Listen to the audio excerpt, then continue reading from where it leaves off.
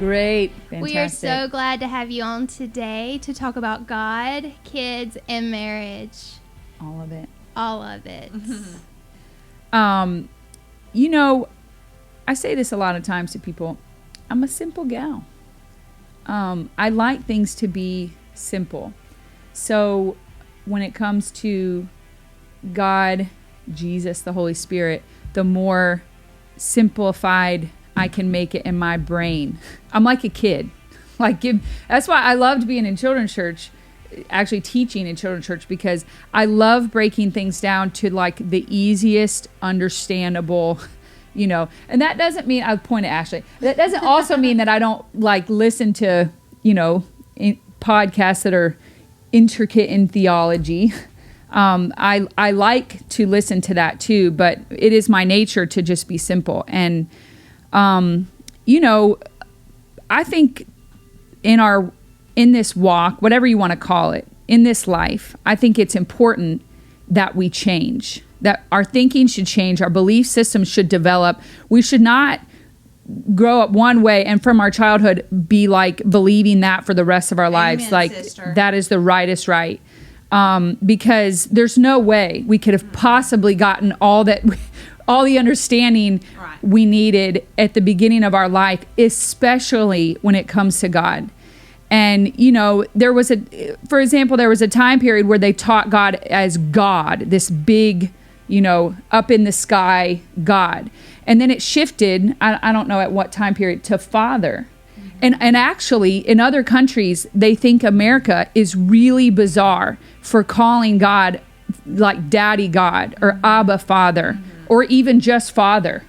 They think it is like incredibly discrediting to whom he is. Like it's too informal. Like he is more formal. And so, you know, history, your culture, your country, there's just a lot that goes into who we think of as God.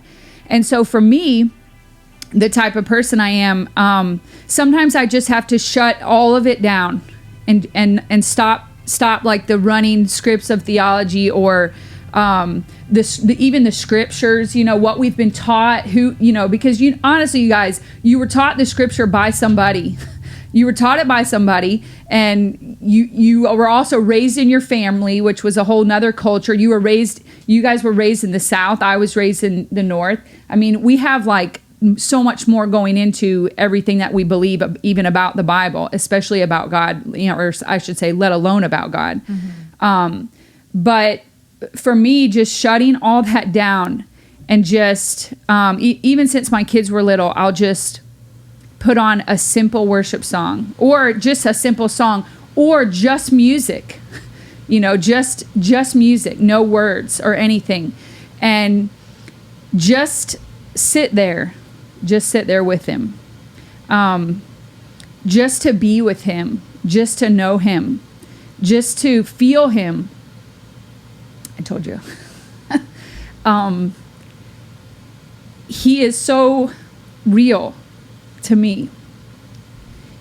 And I can feel his love when I'm with him in a way that nobody could ever describe. Nobody could ever make me feel that way. Nobody could ever describe him good enough that he is when I'm just with him. And, you know, there's a lot to be said for good teaching and for good fellowship and discussions about all the things that we may think God is or we've been taught that God is. But until you just let him come and just like I have a picture in my mind of just like the walls falling down or the barriers coming down or the or just our fight and our drive, just like to set it down, you know, and just to sit there and be with him, and whatever that feels like to you,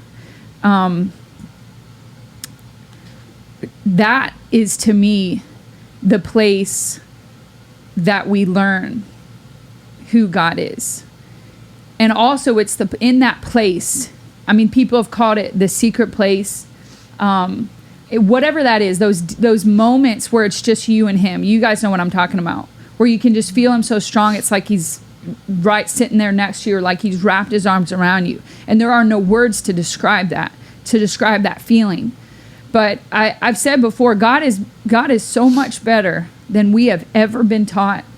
We could have never been taught how good he is. Nobody could emphasize that enough. And the only way I can even say that is because I've been with him. I've sat with him. I've talked with him. I've cried with him since I was a little kid. I would go in my room and I would shut the door and I would sit with him, just me and him, and I would talk with him. And so what I want the world to know, everywhere, everyone, no matter who you are, no matter what you've been taught, no matter what Christians have, the example they've been or whatever they've done or said, I'm sorry. I'm sorry for all that. And I've wanted to say that for a long time. I want to apologize for what, if a believer has hurt you, or, all that mess. Religion has hurt you, as if, just whatever you've been through. I just want to, I wish there was some way to get this mass message out to the whole world. You can have him. Just him and you. You can have him. You can sit with him. You can be with him. You can talk with him. Forget all the labels. Christian, atheist, I don't care. Kid, adult. I mean, you can just sit there, just you and him, and just feel him. And that's okay. You don't have to know everything. You don't have to have an opinion. If I could spread the love of God across the whole world, it would be for people to know him like that. It would be for people to feel him, just to feel him. Forget all the words right now. Just feel him. Just feel him with you. Just know that you can have that anywhere, because when you get that, when you sit with him, when you just get to that simple place, I call it simple because that's, for me, it's like stripping everything else away, all the complicated away. When you get to that stripped away place, that's where it's like the peace floods in and the joy floods in and the confidence that he puts inside of us, that he tells you, this is who you are. This is what I've created, and you're his creation, and he's put that inside you. Which, for me in my life right now, the most important thing that I feel the strongest about is getting that to my kids, to get that inside them. I don't care what you do. I don't care all these things that you're going to say, believe. I want you to know how powerfully you are loved by him. And I want you to know how that any time that you can have that, you can access that. Nobody has to tell you or give you permission. You don't belong to other people. You are God's kid. God loves you way more than your parents could ever even try to describe that we love you. And that is power. That'll power them through the rest of their life. I know you guys know what I'm saying.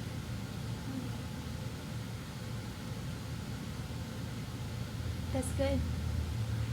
I feel like for me in this season that I've been in with rethinking my beliefs, that I've had to do that. I've had to go back to the simple. And the thing is I feel like God's really found in the simple, and that we're the ones that complicated everything. Yeah. And as I go back to trying to understand how I got to the place to believe the things that I believed, why and how, I'm like, but it was so simple. Yeah. Like it says this, and it's plain as day. You know what I mean?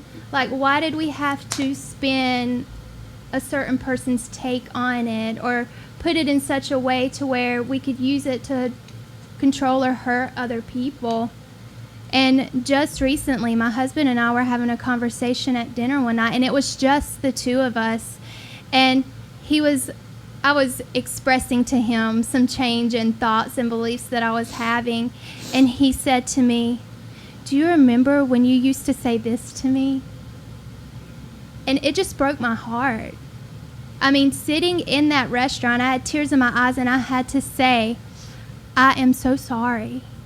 I'm so sorry that I held you to that standard for so many years, that I put religion on you, and I didn't give you the freedom and the space to be who God created you to be.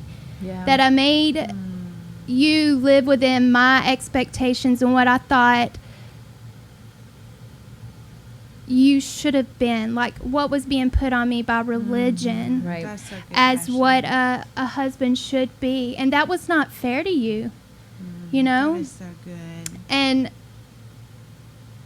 I just have found so much freedom in the simplicity. I think it's amazing that she just used that word, because that's what it is. It's simply getting back to just me and God. Yeah, and I feel like as a kid, that's how I was. I mean, I talked to him on the bus ride, on the way to school, Me too. on the way home. I was Evie's age, talking to God, sitting in the back seat, crawling up on that little ledge where the back windshield is in my nanny's car, and just looking at the clouds and just talking to God, and it Yeah. being so simple. It was. And It was. I mean, just so simple. Just anything I wanted to talk or say or cry or be or it didn't matter. And I knew whom I was talking to. I knew I was in a relationship with God. I Yeah. knew it from 3 years old. I mean, yeah, nobody even had to say no, it. nobody said They anything. didn't have to put a label on it. I didn't have a label. I'm biracial, so I come from an Asian dad who's Buddhist and a Caucasian Christian mom.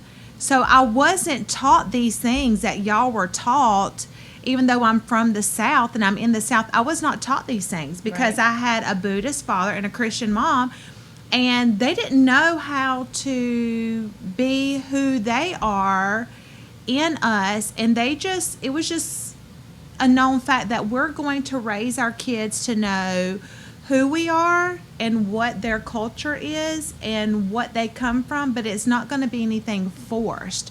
So I had nothing forced on me until I was older, until I was old enough to understand what the religious denomination was speaking and saying to me. And here comes religion. Here it comes. And so what Lawrence and I have done is we have taught our children that our kids have always been in a relationship with God. They're like us. They've always talked to Him. They've always been in a relationship with God.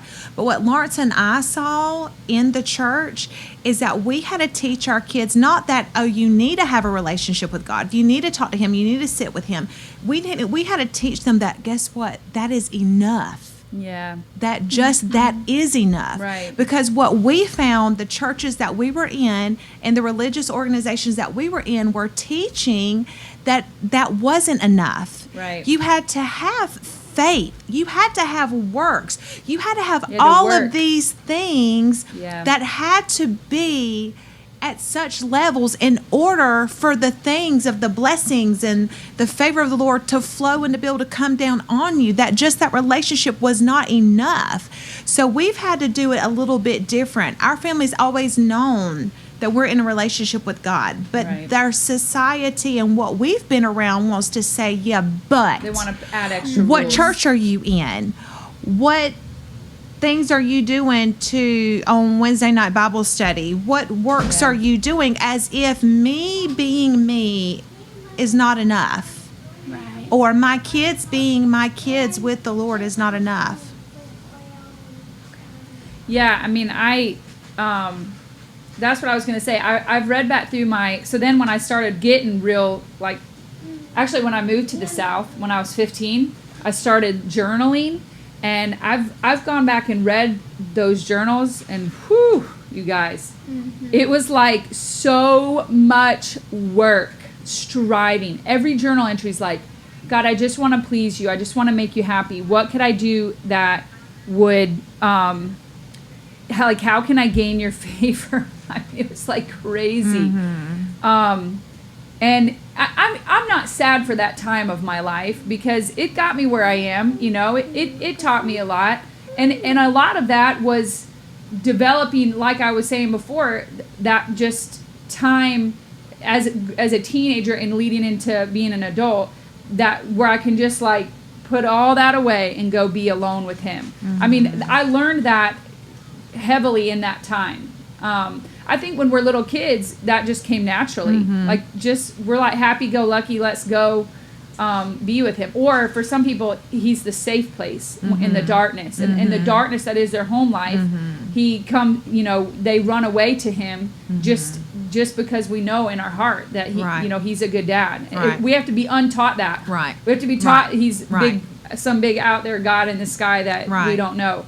But reading those journals, I was like, man, that's what religion did. It made me think that I had to work for something that has already been given. Right. Or that was already there. It was already there. Already formed. It was already made. He is our dad. Right. I mean, how much do I love in just sitting with my kids? How much do I love in just go playing with my kids? Just talking to them, just being with them, just telling them how much I love them.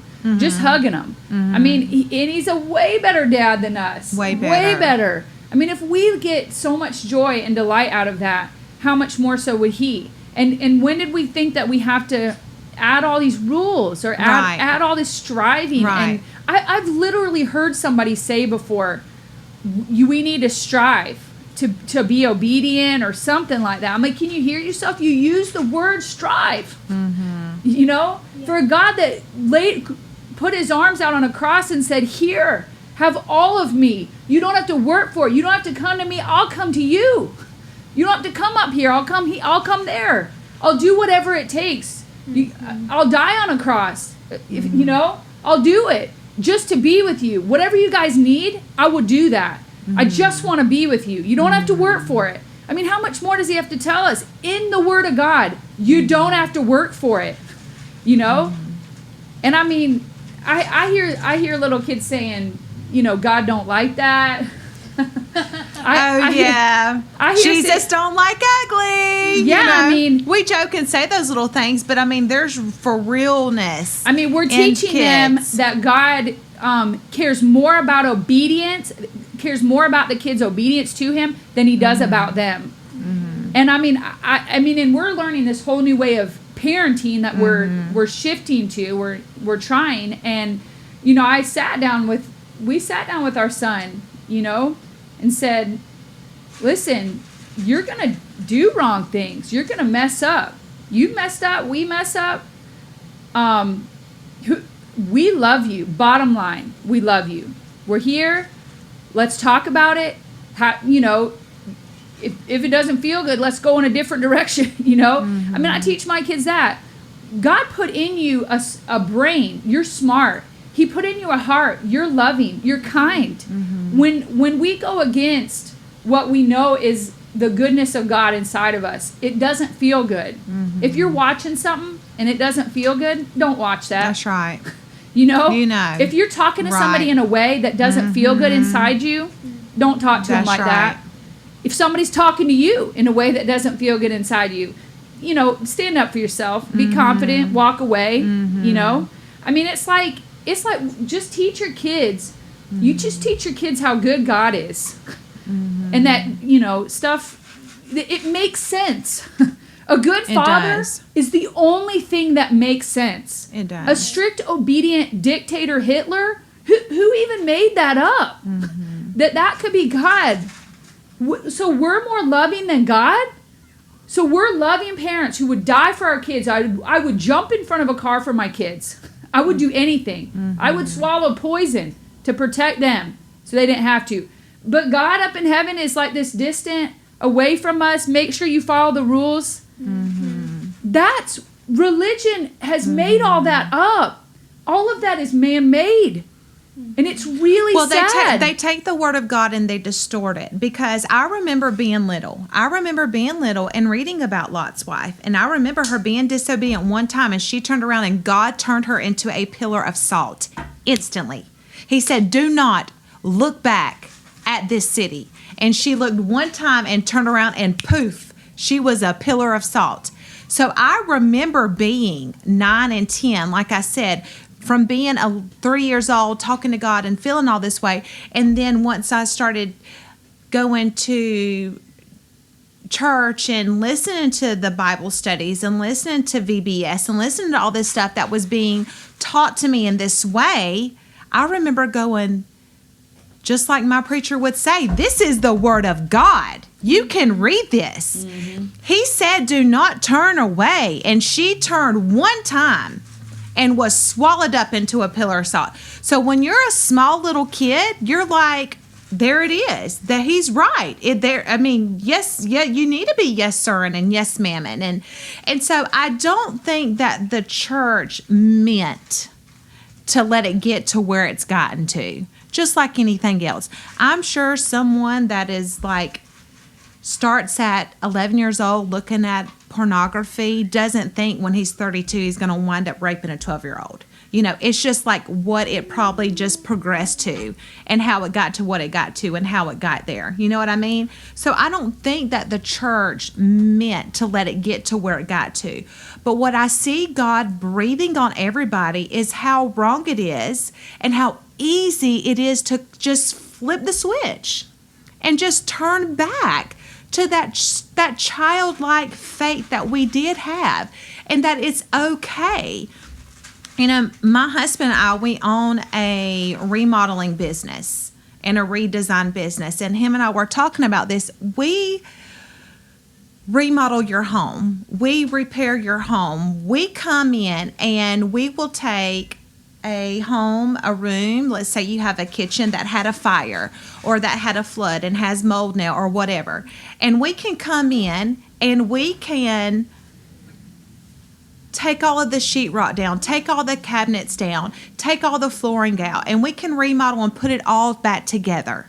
And it will be beautiful, it'll be wonderful, it'll be everything. But in order for us to do that, we have to first come in and do what? We have to tear all the old out. Mm-hmm. We have to move your dining room table. You can't be standing at the stove cooking while we're doing it. You've got to get out. Yeah. So we can come in and do this. And it's like that's what God is saying. He's like, there is such a remodel and a redesign that needs to be taking place in the church. Yeah. But the physical man won't move out so that it can be done. They're still thinking, well, where will I go? What will I do? I don't know anything else. This is where I cook my supper. And how much longer does it take to come in and try to remodel a room where nobody will let you take the furniture out? Nobody will stop cooking or doing things so that these things can be done. It's a very slower process for Lawrence and his guys to come in if they have to work around that versus removing us, the physical flesh that is so constant in this everyday thing, and just allowing the Lord to show us how easy it is just to flip right back over, And I was thinking when you were saying that, if a house is burning down, if it's being destroyed, let's say, the family gets out of the house because the house is not the family is the family. That's right. So when people say the word church, mm-hmm. which I'm sure anyone listening to this is, no church, the name of it, that strikes that's controversial right there, just the name. The church is not the institutional church building on Sunday mornings. We are the church. Right. We are the family. Mm-hmm. We're God's family. Mm-hmm. We're God's wife. We're God's people. The man-made religious system that whatever has created, the culture, some people I think probably did start some stuff on purpose. Because they want to control. Right. I do think just made stuff up mm-hmm. just to make sure to manipulate people hard enough. Yes. And it may have come out of a place that's like, hey, I want my kids to do right. So if I scare them enough, mm-hmm. if I put so much fear, I've heard people say the fear of God, put the fear of God into mm-hmm. them. So you want your kids to act everything they do out of complete fear? Mm-hmm. Do you want everything they do to be like, oh my God, I'm going to get my butt tore up when I get home? That's what the church. But they that's take what the that institutional word so wrong. Well, that's what the institutional church said, and that's why for me, what about the love of God? Mm-hmm. Why can the love of God not be more powerful than the fear. Right. I mean, that's ridiculous. Right. And I say all this, and I was that, you guys. I was that religious church. Us too. I'm going to follow all the rules. I'm going to sign contracts that I'm going to follow the rules right. I'm going to... Hold on. Okay. Oh, okay, good. You know, I was like the poster child for doing it all right. You know? Man, I was a self-righteous... We're going to do the letters in red. Yes. Yes, us too. You know it. Me and husband, we were first-time obedience. We were like right there. I'm telling you, we were like the letters in red. That's what we're doing. I mean, I stayed up in high school. I would get my homework done at like midnight and stay up for another hour reading the Bible. Because somebody told me that I wasn't a good enough Christian if you wasn't in the Word every day. If I wasn't in the Word every day. Every day. And make sure to pray a certain amount of time. And all this, I mean, I just was like, I'm going to do it all right. And I'm going to say stuff to other people when they don't. And I'm going to tell the whole world. Yeah, I'm going to defend my God. Yeah. Yeah. I mean, we were like defenders. And Dear like, Lord. we were like, and whenever I was taught about putting, you know, my armor on for God, it was not in the context of peace. It was in the context of power. And fight. And it was for you to be able to have this power, because it's like this control, this power, this, you know, this move that's been happening for so many hundreds of years in the Christian religion of, and I'm not saying that we're not soldiers or that we just shouldn't have and wear this power, that we shouldn't, you know, dominate in these ways, but it was the way that it has been bombarded on us. And if it's not done that way, then there's no other way. Like I said, what we know the Lord is, it's like that's not enough. The knowing Him isn't enough. The in Him is not enough. In honesty, it's really not them saying that. They're really saying that He's not enough for what all we need if we're not doing what He said that we need to do. Yeah. If we're not doing all the things so that He can pour out on us. Yeah. It's like they're saying if we're not doing them for Him to be able to do to us. That's what I am starting to find in my new eyes of what I'm seeing. I was taught that I have to do these things so that He can then be opened up to do for me. So it's like, really, they're saying He wants to do all these works for me, but I'm not allowing Him to do all these works for me. And I'm just like, no, I don't want to do any works for Hannah, Lainey, and Bryn. I just am their mom, okay? And I will be their mom, and you will know it in everything, regardless if they do anything to unleash this mom, you know? And I'm like, and the Bible says that that's evil compared to how He has feelings for us, His children. Right. And I'm like, they don't have to tell me anything to unleash this. I am just here, just oozing and beaming mom for them at all times. Right. I am like on the see, on the know, focused, lurking, looking, listening. They don't have to do anything. Right. And that's so hard for people. It's like, dude, Yes. I mean, I've heard people say before, well, what am I supposed to do? Because, like, you know, they hear a message, whatever, hey, you don't have to do it. You don't have to work. You don't have to strive. You don't have to work for His approval. Like you're saying, you don't have to work for His love. He will come to you. You don't have to come to Him. It's like you say all this and people are like, well, what am I supposed to do then? If I'm not like fighting and warring to get to heaven, you know, literally He brought heaven to earth, you know, it's like, he did it. He said it was finished. I don't know how much more clear He could have been. I finished it. Rest in me. Come rest in me. Come sit with me. Come be with me. Let's just be together. This is heaven. You know, let's just be here. I mean, when I'm with Him, when I'm in those moments where it's just like the most all-encompassing, overwhelming love of just Him surrounding me, I don't want to be anywhere else forever. I just want to stay with Him. it's the most incredible feeling. And those moments, I never take that for granted. That time that I'm with him, where all the stupid crap just leaves, you know. And I just, if I could just apologize to everyone in my life for ever making anyone feel that they had to do anything at all, that there was some sort of special prayer they had to pray. No, you're his kid. That there was some way you had to look or dress. No, you're his kid. I don't care if my kids are butt naked. I love them. You know, I will come get them out of a fire. I will save them from everything. I will go rescue them to whatever length I have to go to. I will go. Right. I'm there.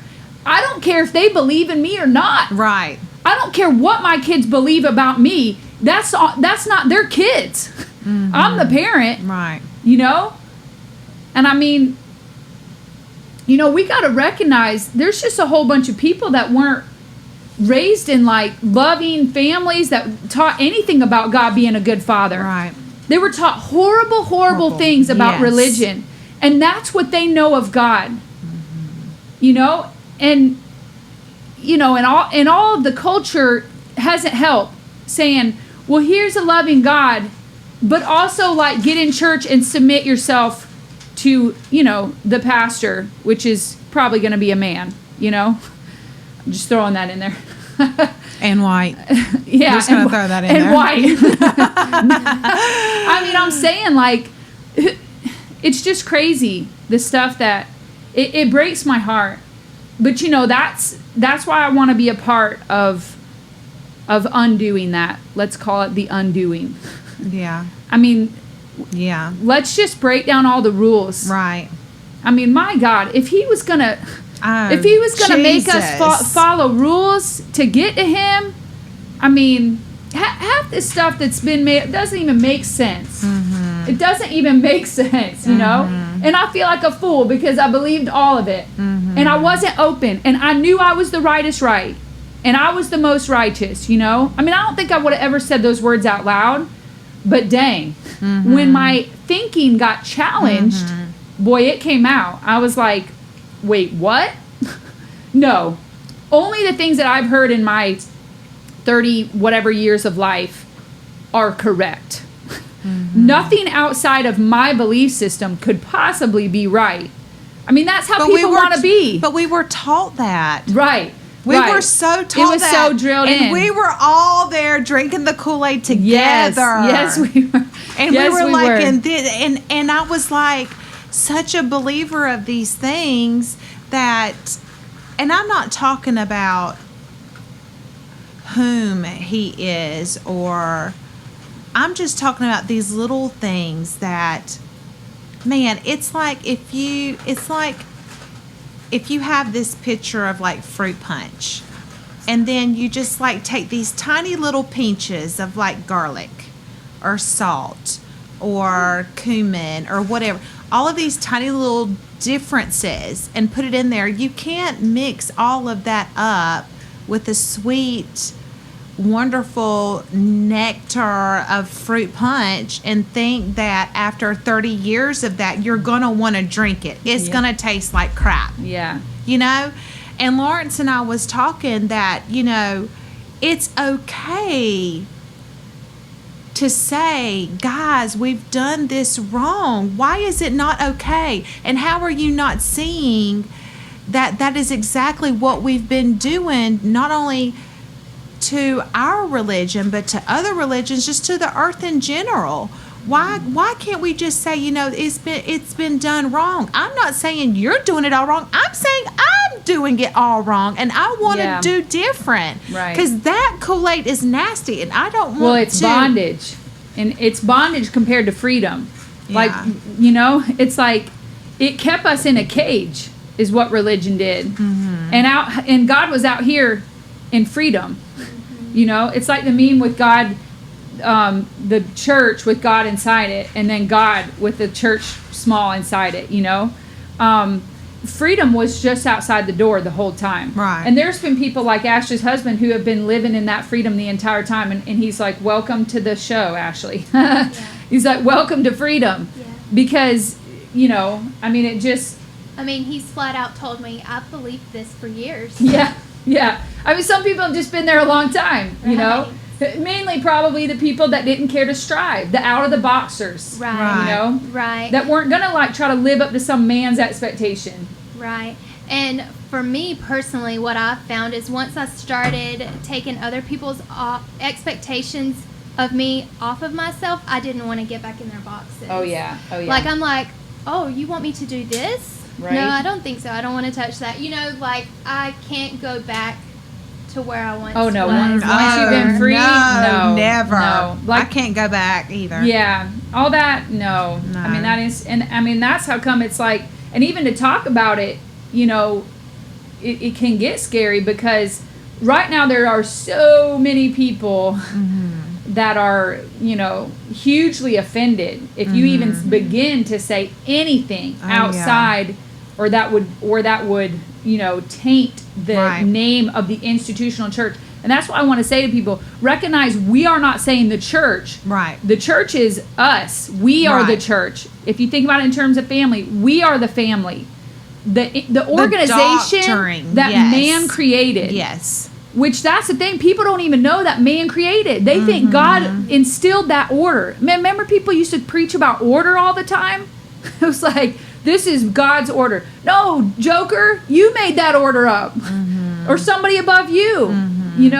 That wasn't God. That was man.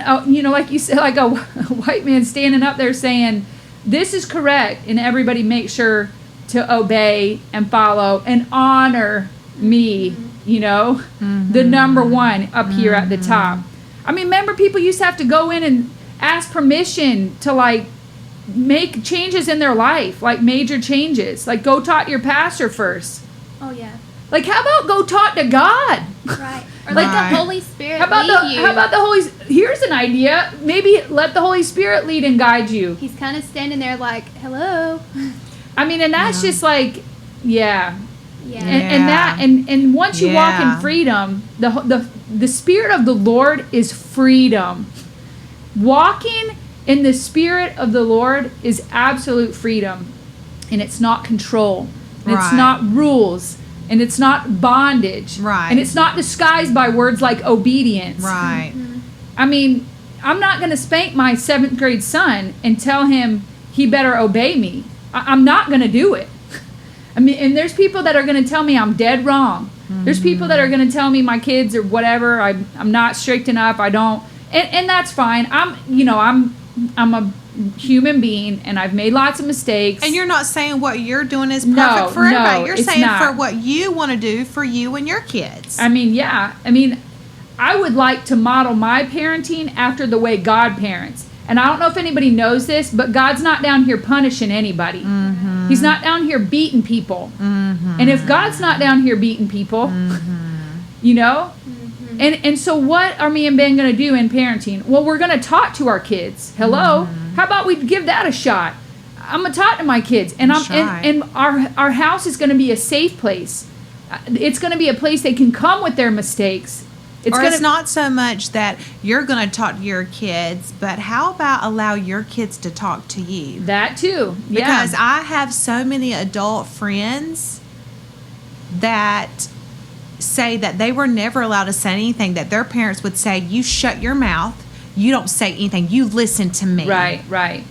And they were never allowed to voice anything ever. And they're 27, 28, 38, 42 years old now, looking back and seeing that they have done things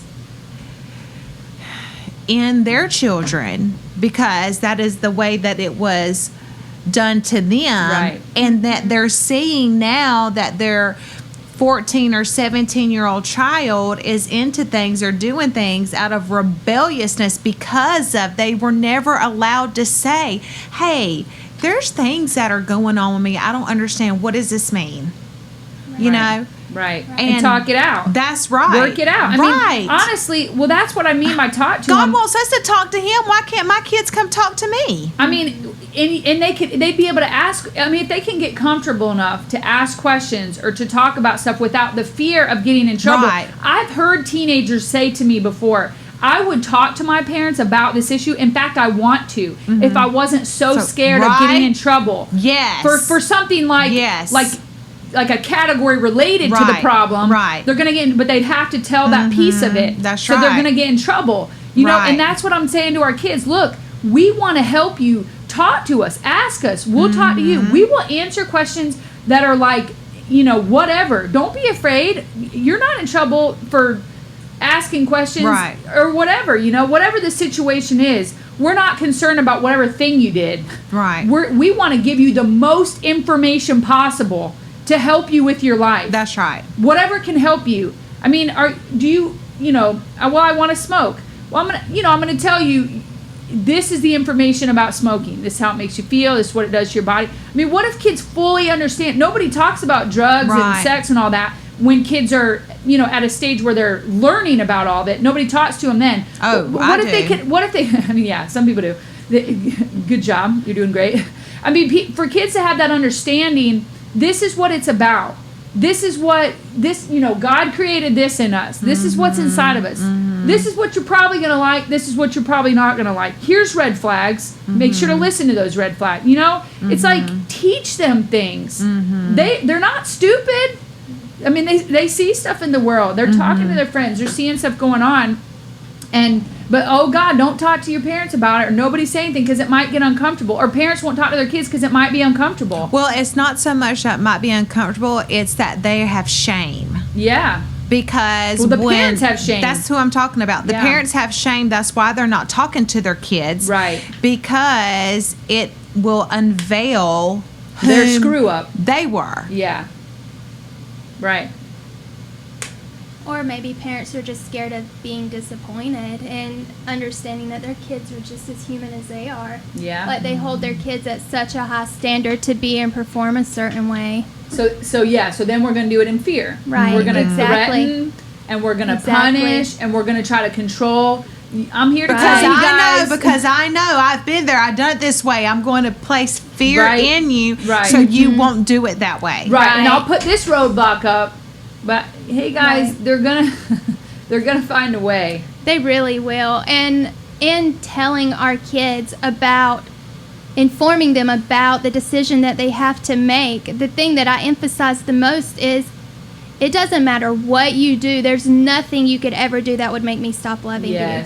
Ever. Number one. There's nothing where you cannot come home. That's right. There's nothing you can do that would ever, I would almost push to say, to disappoint me, because I feel like as a parent, we just need to expect it. We need to. We need to expect that they're going to bring us a bunch of crap. Yeah. And how are we going to handle the crap that they bring us? Right. And my thing is going to be grace and love. And it's going to be hard. I mean, it's hard now doing it this way. It's so incredibly hard because we're such reactionary beings. Yeah. You know, that it's like, okay, how can I diffuse and control it? Right. How can I make it good right this moment, when good often takes time and process? Well, my girls play basketball, and this is Lainey's very first year. So she's never picked a basketball up before. She's never played this game, and she started practicing in July. She didn't know what she was doing. She was not getting any shots. The ball was not going in at all. Inside, how did I feel? Like nothing. I'm like, because you've never done this before. You're in training. You're going to have to learn the game. We have practices 3 days a week. Your coach is going to train you and teach you. And while this is going on, I'm feeling nothing inside. It's like, because that's what's expected from someone that's never touched a basketball, that's never played, that of course they're going to shoot for the hoop and they're not going to hit, and it's not going to make you angry, it's not going to make you mad. But if your 8-year-old child is outside and you look out the window and you see them smoking a cigarette, what would you do? Would you look at them like, oh, well, they've never done that before. They don't know what they're doing. They don't even know what that is. Let me just go out there and, you know, train them, teach them, show them. No, that's not what my dad did. Right. There was a rage that came on and a wire clothes hanger that caused bleeding marks on the back of my legs. Right. And I was like 8, 9, or 10 years old, just picking up a cigarette butt that we saw in the yard, me and my neighbor, and was like, oh, we're about to smoke this like mom and dad, But it's like you just said, there is no grace for them not knowing how to do this life on earth. Yeah. There's no talking. There's no conversating. I'm not saying the way that I feel like I'm being open to all of these things is correct or right. We won't really know to what, 20 or 30 years from now, Right. And I'm not saying everything I'm saying now is right. I don't want to be that same person I was 20 years ago